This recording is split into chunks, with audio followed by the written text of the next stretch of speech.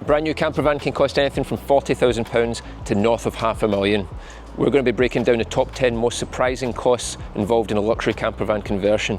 Everything from the high ticket essentials to the extras that you didn't plan for. In this video, we're going to be tackling the biggest problem faced by first time buyers and DIY converters.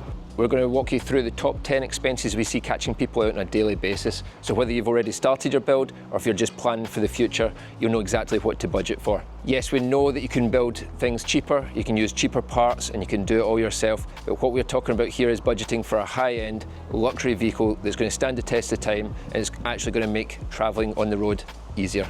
So number one, and probably the biggest change you're going to make, is the pop-top roof. Especially in a smaller van, this can essentially double space that you have in your vehicle. Now, the biggest difference that you get between a big vehicle like this and a small vehicle like a transporter size, when you're fitting a pop-top roof, is in a transporter, you'll cut out the whole of the interior roof, and then it'll be replaced with some structure and then a board, and that's your bed board, and you'll lift it up to allow you to stand up in the vehicle. Well, because this vehicle you can already stand up in it, there's no need to do that. And so essentially your bed board is your fixed roof. So the only cutout you're going to do is this aperture here to allow you to climb into the roof, and then you're actually going to sleep on top of the structure of the van.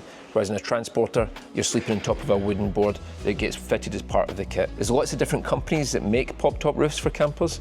We fit ATEC onto this size of vehicle, so for a Crafter, a Manti GE, a Sprinter, we'll fit an ATEC roof. So instead of having a nose cone kind of rubber strip just as a wind deflector, it has a proper integrated nose cone that goes all the way down to the windscreen. The different brands will cost different amounts of money. For a vehicle this size, you're looking somewhere between kind of £6,500 and £9,000, depending on who you go with. For a transporter size vehicle, you're looking more kind of between 3 and 7. Now that's quite a big jump, and especially for a transporter size. The main difference will be the quality of the roof itself, the quality of the mould that you get, and then how much work has to be done by the fitter. The benefit of having the pop-top roof on the van is it allows you to go from a 2-berth to a 4-berth very easily. Now it's probably worth saying that the prices that we're mentioning in this whole video are relevant at the time of filming in 2025. The prices fluctuate greatly. These are the prices as of this moment.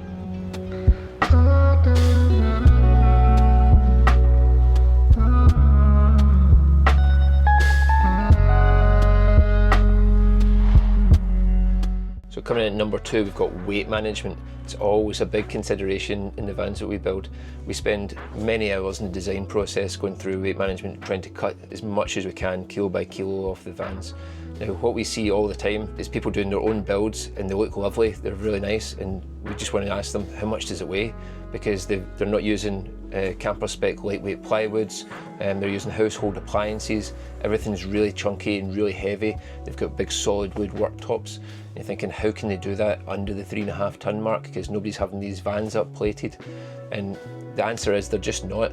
So it's really costly to keep the van's weights down. There's extra tooling costs on the CNC, extra time for all the fitting.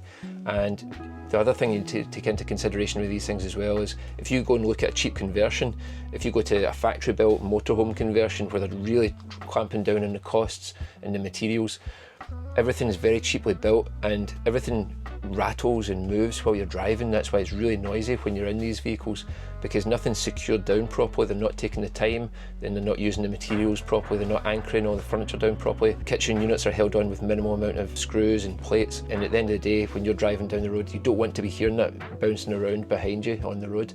So everything we do in the van to try and keep the weight down, it all comes at additional expense, and that's one of the big costs of a luxury camper.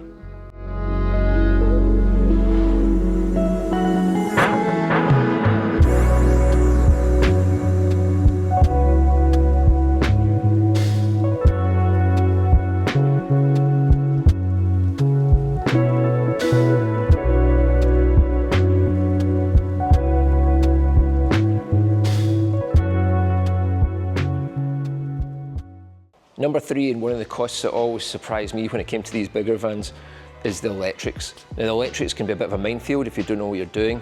You can start off with a very simple kit like we did with our very first conversions when we started working. We had lead acid batteries, we had standard fuse holders, nothing integrated with each other, none of the battery chargers talk to each other. They didn't really give you very much information at all. Whereas now, the products that we're fitting in this van, they're pretty much all Victron. We've got Fogstar Drift batteries, Drift Pro batteries. We're fitting multiple lithium batteries as well, depending on the size of the battery bank that you need. A very simple kit for a small transporter, a small camper van. You could spend a couple of £100 and that would get you set up. Lead acid batteries, we used to spend about £65 for a 100 ampere lead acid battery. Nowadays we're spending £800–900 for a 300 ampere lithium battery, and sometimes we're fitting 2, sometimes 3 of those. So now, typical standard van build that we're doing, we're fitting probably about £3,000 worth of parts, and just in the electrical system, but that can go up to £6–7,000 depending on how technical your build's going to be and what your demands for the electrics are. A cost most people don't really take into consideration until it comes to the end of the build is their insurance and the tracking systems and security. Most insurance providers will demand that you have some sort of tracker system, otherwise they won't insure you if a vehicle is over £75,000 in value. We fit the Scorpion tracker and immobiliser systems. This is the X series immobiliser. It allows you to put in a combination of your radio buttons or your window switches, whatever you choose. And this is the Scorpion S5 Plus system.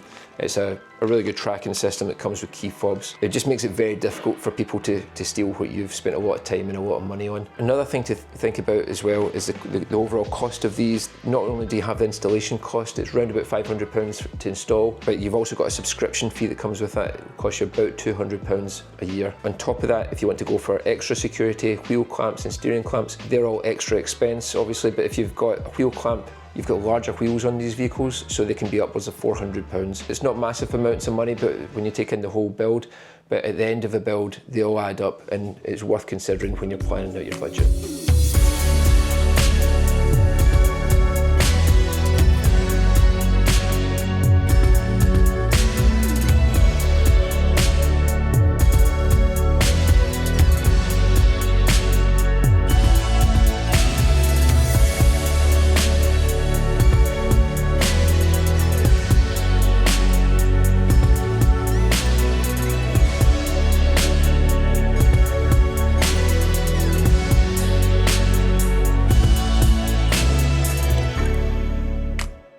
And at number 5, we've got underbody protection. It's something most people don't even think about, but if you're ever planning on taking your vehicle off-road, it's something you really should consider.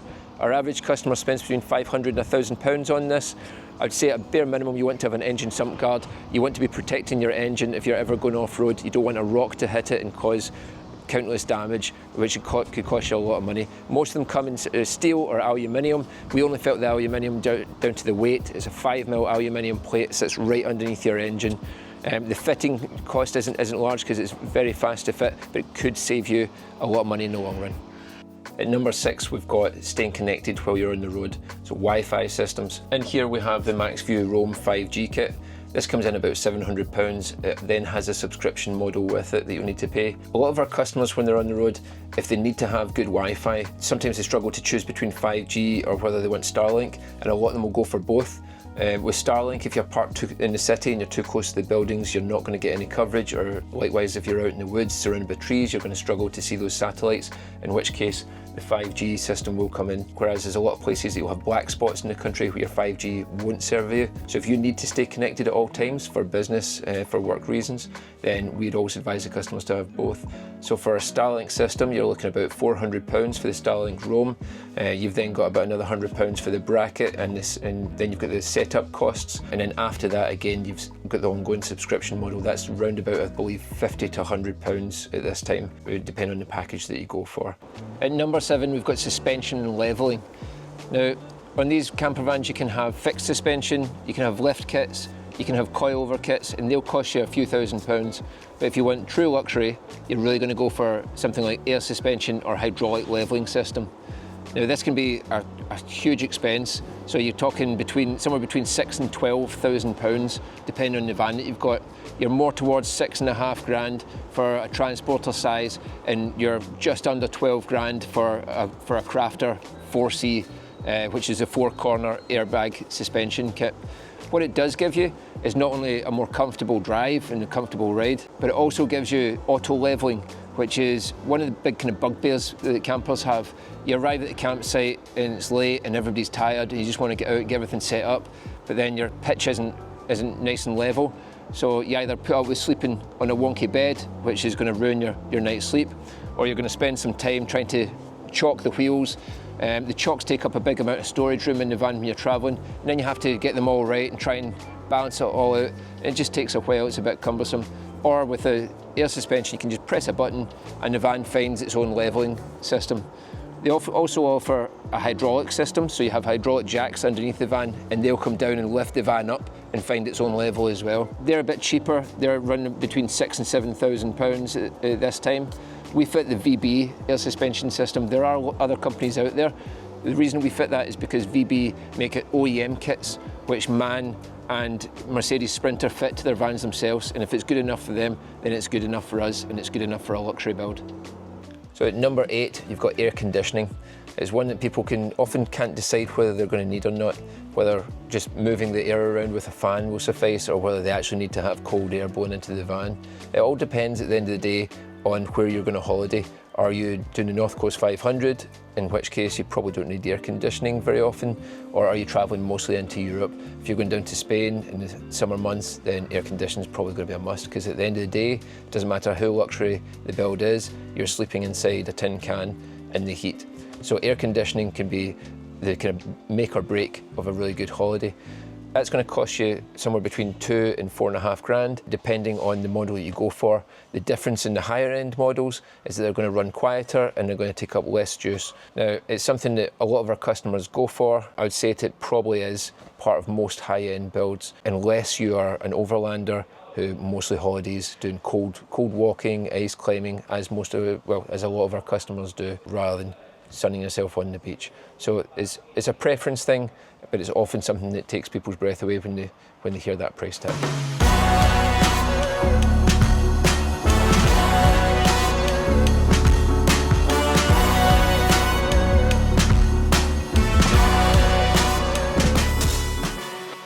At number 9, we've got the base vehicle. Arguably one of the most important decisions that you're going to make at the start of a build, and one of the most important things you're going to spend your money on. You wouldn't build your dream home on top of dodgy foundations, and that's why we don't build luxury campers on top of older, cheaper vehicles. Now, for a MAN TGE or a Sprinter, you're going to be spending somewhere between £60,000 and £80,000 plus on the base vehicle. It's essential that you get the right decisions made at this time of the build. We've just had the spec through for the latest Sprinter that we've ordered. It is the Sprinter 419, which means it's a 4.1 tonne vehicle, 190 horsepower. It's also the all-wheel drive option, so it's been built from factory to take that extra weight, which means you can put more goods into it, which is what you'd expect from a luxury camper build. We've added about 4 pages worth of extras onto it to get it up to a really high spec. Everything from heated steering wheels to removable tow bars, comfort drivers and passenger seats on factory fit swivels. These are just some of the extras that you'd expect in a luxury vehicle. And one of the extra bonuses you get from having a brand new vehicle from the start is your warranty gets postponed. We fill out a form, send it to the DVLA, and we don't register the vehicle until it's ready to go to the customer. It means that when it's sitting here on our lot, preparing to be built, the time's not ticking on your warranty or in your servicing plan. That will start from the day that you receive the van. And number 10, there's all the extras that people forget about. So alongside the essentials like plumbing and cabinetry, there's then personal customization. And the devil really is in the details in these things. So whether it's personalised fish hooks to carry your fishing rods, or whether it's drip dry heated compartments to fit your skis, these are all going to come at an additional cost. But don't forget, there's also the outside that needs to look good as well. So whether you have personalised decals, or if you go for a half wrap with your own design, you're going to be costing somewhere between £2,000 to £4,000 for something like that. And this is all going to push your budget up. So those are just 10 of the most interesting costs that we see going into luxury campervan builds. And the important thing to remember is that whether it's wheels or Wi-Fi, it's not just shaping your van, it's also shaping your lifestyle when you're living on the road. The big thing about building a bespoke van is that you're building it personalised to you. It's very luxurious because it's tailored to your needs, to your hobbies, and it's going to give you that lifestyle that you've always dreamed of. So if you want to learn more about campervan building, hit that subscribe button, and don't forget to tell us which one of these costs was the most surprising to you, or let us know what was the biggest surprise when you actually built your van. Thanks for watching, guys.